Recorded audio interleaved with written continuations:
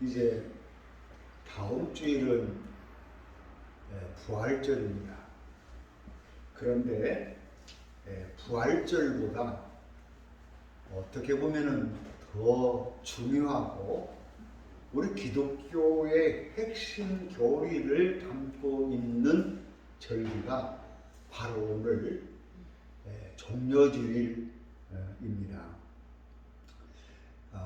오늘 이 종려주일이라는 말은 예수님께서 이제 평생을 이제 공생에 들어서서 사시면서 그 하나님의 말씀을 전하고 하나님의 나라를 이렇게 전파하신 후에 이제 마지막으로 예루살렘에 입성을 하는 거예요.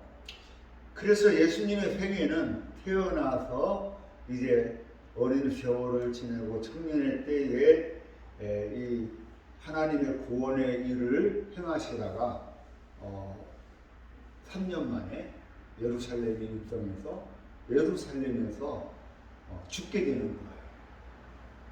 그것으로 예수님의 생애가 끝납니다. 그런데 이 예루살렘에 입성하는 것, 이것이 예수님의 생애를 놓고 말하자면 하나의 클라이막스예요. 예루살렘에 들어가서 그 과정이 가장 중요하고, 그리고 예루살렘에서 이제 십자가에 못 박혀 죽는 게 클라이막스. 그리고 나서 3일 만에 부활하시죠. 그래 이제 예수님이 예루살렘에 입성하기 위해서 그 감람산 백박의 지역에 이르렀을 때 제자들을 보내서 제자들아, 너희들 저 맞은편 마을로 가면은 이제 나귀가 그 풀을 뜯어먹고 있을 텐데 그 나귀를 가서 가져오거라, 이렇게 말하는 겁니다. 그 제자들 황당할 거 아니에요? 남의 집 나귀를 가져오면 어떻게 합니까? 그러니까 주님께서 이어서시는 말씀이, 만약에 그 나귀 주인이 왜 남의 것을 가져갑니까? 하고 따지거나 묻거든 주께서 쓰시겠다 하라, 이렇게 말하라는 거예요. 그래서 제자들이 가니까 진짜로 그 나귀가 있고, 그래서 그 나귀를 가져가니까 주께서 쓰시겠다 하니까 그 나귀를 그대로 보내주셨어요. 그래서 예수님이 예루살렘에 입성을 하는데 무엇을 타고 입성을 하느냐? 오늘 말씀에서처럼 나귀를 탔는데 나귀도 나귀 새끼를 타고 입성하는 거예요. 그런데 우리가 지금 앞서 말씀드린 것처럼 예수님의 생애에 있어서 가장 멋진 클라이막스를 장식하는 이 부분인데, 여러분 그 예루살렘에 입성할 때는 마치 개선 장군이 입성하듯이 어때요? 훌륭한 말을 타고 그 안장에다가 휘황찬란한 것들을 다 장식하고 깃발을 들고 이렇게 예루살렘에 들어가야지 그 모양이 좀 맞는 거 아닌가 하는 생각이 들죠. 그런데 예수님은 그렇게 휘황찬란하게 엄청난 그 큰 말을 타고 이렇게 예루살렘에 들어간 것이 아니라 나귀 새끼를 타고 예루살렘에 입성합니다. 이것은 일종의 우리에게 시사하는 바가 매우 큽니다. 그러니까 예루살렘은 예수님은 그렇게 휘황찬란하게 왕 위에 오르는 것처럼 그렇게 예루살렘에 입성하는 것이 아니라 오히려 나귀 새끼를 타고 겸손한 모습으로 죽음을 앞둔 그 삶의 모습으로 이제 예루살렘에 입성하는 그런 그 예수님의 겸손한 그 모습을 담고 있는 것입니다. 그래서 예수님이 이제 나귀 새끼를 타고 가니까 제자들이 옷을 벗어가지고 나귀 안장에 탁 걸치고, 그러자 사람들이 예수님이 가는 그 길에 자기 옷을 벗어서 길 앞에다 놓고 이렇게 하면서 예수님을 막 이렇게 따라가는 거예요. 막 호산나 호산나 찬송하면서 따라가는 거예요. 왜? 예수님이 예루살렘에 가면은 일을 낼 것이다. 아마 예루살렘에 가서 로마를 팍 뒤집어 버리고 정권을 빼앗아 버린다든가 왕권을 쟁탈하는 아마 예수님이 어마어마한 큰 일을 이루실 것이다 이렇게 생각하고 호산나 호산나 하면서 찬송을 부르면서 옷을 벗어서 막 그 위에 깔고 이런 거는 여러분 그 옛날 영화를 보면은 이런 비슷한 장면들을 여러분들이 좀 연상하실 수 있을 것입니다. 왜 오늘이 종려주일이냐 하면 예수님 제자들과 그 많은 사람들이 예수님께서 예루살렘 입성할 때에 그 종려나무 가지를 꺾어다가 그놈을 이렇게 흔들면서 호산나 호산나 이렇게 노래를 불렀어요. 그래서 예수님께서 그 예루살렘 입성하는 종려나무 가지를 흔들었다 해가지고 오늘을 종려주일이라고도 하고 또 다른 말로는 고난주일이라고도 합니다. 다시 말하면 예수님은 예루살렘에 입성해서 고난을 받고 죽으셨다 하는 그 의미를 담아서 이 종려주일 또는 고난주일 이렇게 말씀하는 것이죠. 그런데 이 장면을 누가복음에서는 이렇게 한마디 말씀을 덧붙입니다. 선생님이여 제자들을 책망하소서. 그 말을 들으시고 얼른 대답하시는 말씀이 예수님 대답하신 것이 만일 이 사람들이 잠잠하면 나는 돌들이 소리 지르리라. 제자들이 예수님 가시니까 소리를 지르면서 호산나 호산나 나무가지를 꺾고 그러니까 사람들이 뭐냐면은 바리새인들이 이거 큰 역적 죄에 걸릴 수 있다 이거. 그러니까 제자들을 조금 입을 다물게 해달라 이거예요. 입을 막아달라고. 그랬을 때 예수님이 뭐라고 하냐면 그러지 마라. 저 사람들이 지금 소리를 지르지 않으면은 돌들이 소리를 질 것이다 라고 이렇게 말을 합니다. 이 말씀은 그런 의미인 것 같아요. 이 하늘의 뜻은요 사람이 막을 수 없다는 거예요. 진리는 사람의 힘으로 막을 수 없다는 그런 역사적인 사실을 담아서 말씀합니다. 역사는 발전합니다. 그 발전하는 역사를요 거꾸로 뒤돌릴 수는 없는 거예요. 진실을 막아설 수는 없는 것입니다. 아무리 입을 틀어 막아도 그 진실은 막을 수가 없는 거예요. 여러분들도 우리 같은 세대니까 아시겠지만 박정희 유신 독재 때 그때는 진짜로 백성들의 입을 틀어 막았습니다. 누가 요즘처럼 대통령을 요구를 합니까?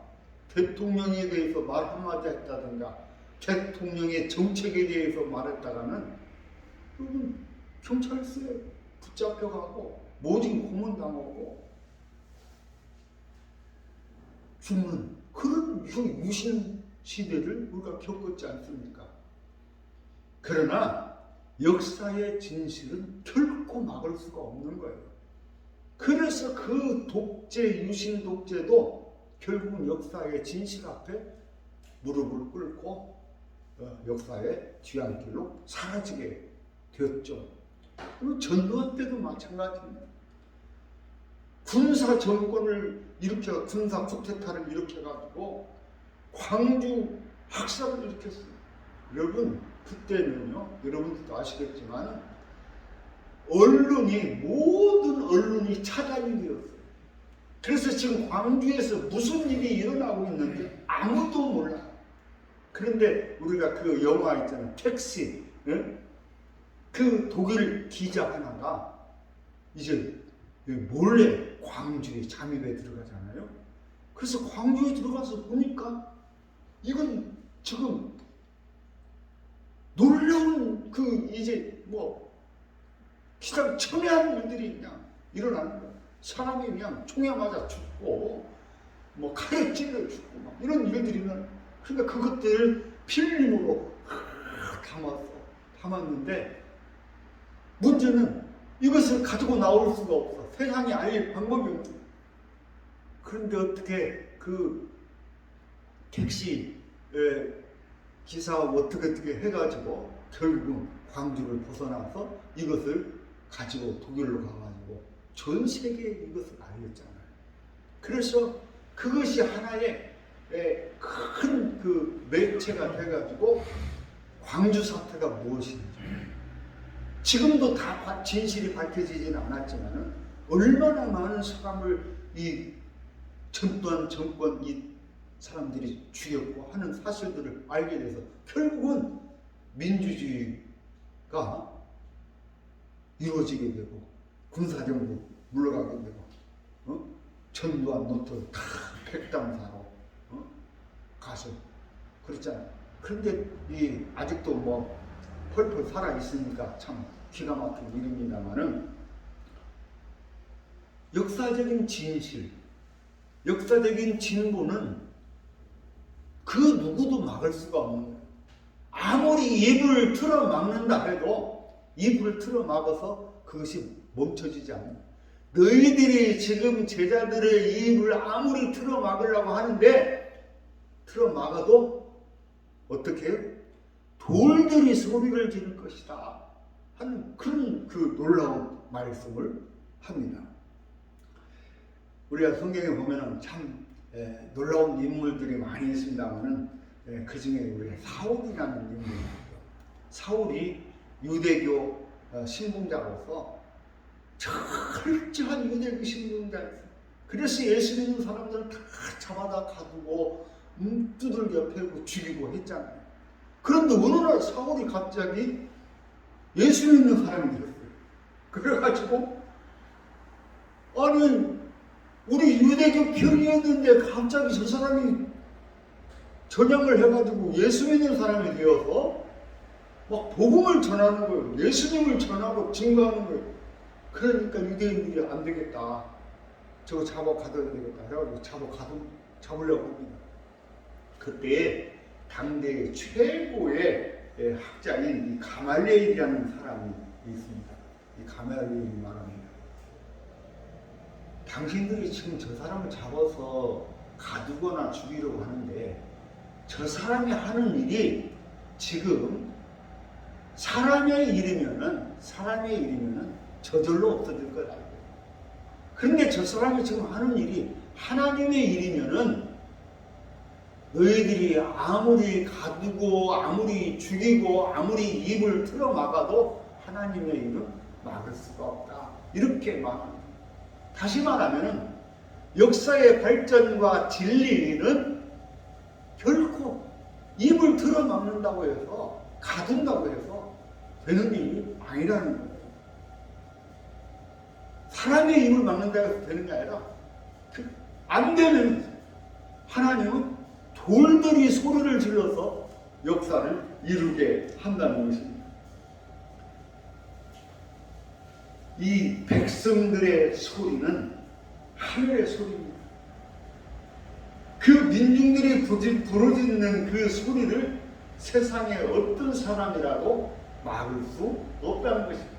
이것이 역사적인 진실로 지금까지 수많은 역사 속에서 오늘 우리에게 살아서 말씀하고 있는 것입니다. 종려주일은 다시 말하면 예수님께서 예루살렘에 들어가신 날을 기억하는 날입니다. 그래서 예수님은 이 종려주일에 예루살렘에 들어가서 무슨 일을 하시냐면 성전을 뒤엎었어요. 성전을 뒤엎었다는 건 매우 중요한 얘기입니다. 지금 오늘 우리 교회가 예수님께서 오늘 우리 교회에 오신다면 이 성전을, 이 교회를 뒤엎지는 않을까 우리가 근신하면서 생각해 봐야 할 것입니다. 오늘 우리 교회들이 얼마나 하나님의 뜻에 합당한지, 얼마나 많은 교회들이 타락을 하고 죄악에 묻혀 있는가, 세상에 묻혀서 그냥 가는 거 아닌가. 오늘 우리는 잘 판단해야 되겠습니다. 예수님은 예루살렘에 가갖고 제일 먼저 하신 일이 예루살렘 성전에 들어가서 그 예루살렘 성전에 들어가서 성전상을 뒤엎었어요. 그러면서 말씀합니다. 이 하나님의 집을, 만민이 기도하는 하나님의 집을 장사꾼의 토굴로 만들지 말라는 거예요.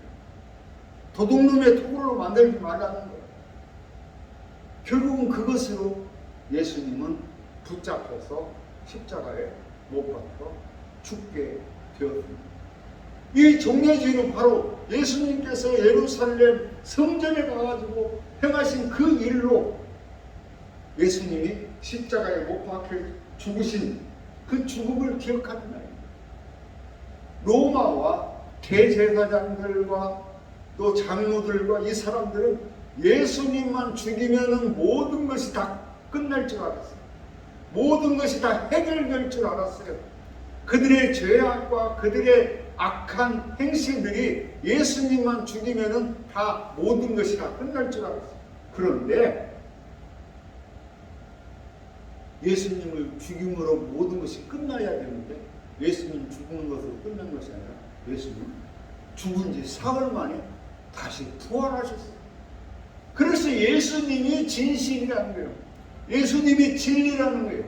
예수님이 길이라는 거예요. 생명이라는 거예요. 이것이 온 세상에 드러나게 된 것입니다. 옛날에 이제 어느 학교든지 어디든지 학교를 가면은 어떤 사람이 했는지는 잘 몰라도 학교에 가면 대체적으로 요즘 학교에는 그런 나무가 별로 없지만 히말라야시라는 큰 나무를 많이 심어놨어요. 이 히말라야시 나무가 잘 자라는 것 같아요. 그래서 이 그 운동장 한쪽편에 쭉 히말라야시 나무를 심어놨는데 교장 선생님이 하루아침에 이 나무를 다 잘라버렸어요. 그런데 이제 그런 얘기는 다 차치하고 이 나무가 얼마나 소중하고 귀중한 나무냐면은 이 나무는요 수십 년 동안 뭐 100년이 넘을는지 안 넘을는지 모르지만 수십 년 동안 많은 어린 학생들이 운동장에서 놀다가 지치고 피곤할 때에 힘들 때에 이 히말라야시 나무 그늘 아래서 쉬면서 지낸 거예요. 이 나무는 그 오랜 세월을 많은 학생들이 운동장에서 그렇게 지치게 뛰어오는 모습들을 지켜보았고, 그리고 이 학생들과 더불어서 많은 대화를 나누었을 것입니다. 그래서 이 학생들이 지치고 힘들 때에, 어려운 일이 있을 때에 아마 이 나무와 많은 대화를 했을 거예요. 이 나무는 아이들에게 많은 위로를 주었을 것이고, 그래서 이 나무로 인해서 많은 학생들이 위로를 받고 어떻게 보면 희망을 또 가지게 되고 앞을 향해서 절망하지 않고 전진하는 그런 힘을 얻게 되었을 것입니다.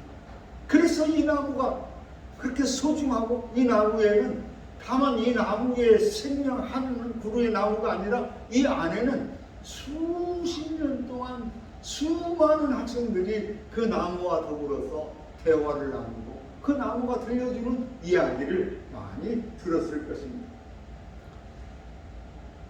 이처럼 이 돌들이 가만히 죽어 있는 것 같지만은 그냥 발로 차면 없어지는 날아가 버리는 그런 돌들 같지만은 그러나 이 돌들은 말을 한다는 것입니다.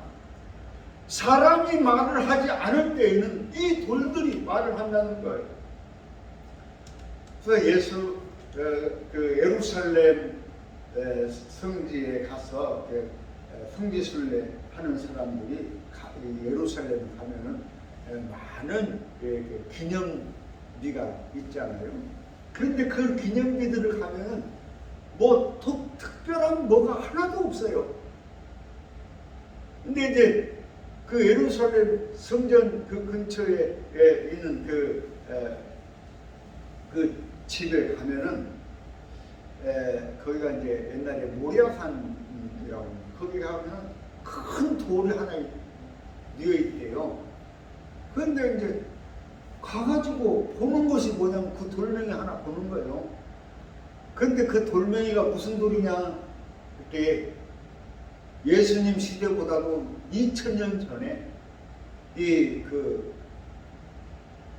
아브라함이 그의 아들 이삭을 잡아서 번제로 드렸던 그 제단 돌이라고 합니다. 사실인지 거짓인지는 몰라도 그런 돌이라고 그래요.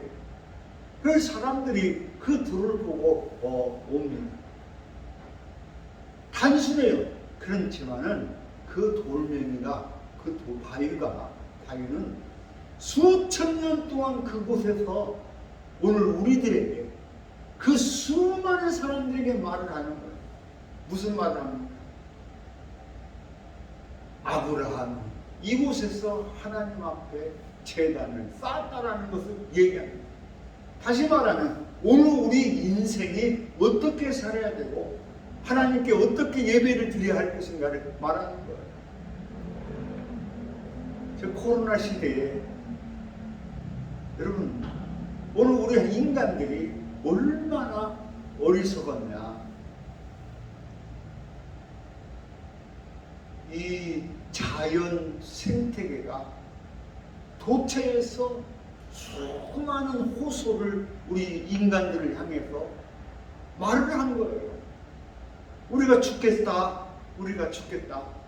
우리를 살려줘라. 우리를 살려달라고 그렇게 아우성을 쳤어요. 그런데 우리 인간들이 탐욕의 눈이 멀어가지고 이 자연 생태계가 우리에게 하는 말을 듣지를 못했어요. 그런데 종종 보면은 그 말을 듣는 사람들도 있었어요. 그런데 그 사람들의 이야기는 작은 소리로만 들었어요. 그런데 결국은 이 자연 생태계가 메말라가고 죽어갈 때 마지막으로 이제 우리 인간들에게 던지는 메시지가 바로 이 코로나 같은 겁니다. 강물이 죽고 산이 죽고 바다가 죽고 온 세계가 죽어갈 때 그 속에서 우리가 지금 죽어간다, 우리 살려달라는 그 소리를 못 알아들었을 때 그 자연 생태계를 통해서 이제는 마지막으로 우리에게 경고의 메시지를 보내준 그것이 나는 이 코로나19의 경고의 메시지라고 생각합니다. 사랑하는 성도 여러분, 이 코로나 전국에 이 자연 생태계가 오늘 우리에게 들려주는 그 음성을 들으실 수 있기를 주의 이름으로 축원합니다. 이처럼 예수님께서 예루살렘에 들어가셔서 이제 하나님의 거룩하신 뜻을 이루기 위해서 예루살렘에 들어가시고 온 백성들이 예수님을 호산나 찬양을 하면서 그 불렀던 그 함성, 그 노랫소리가 여러분의 귀에 들려질 수 있기를 바랍니다.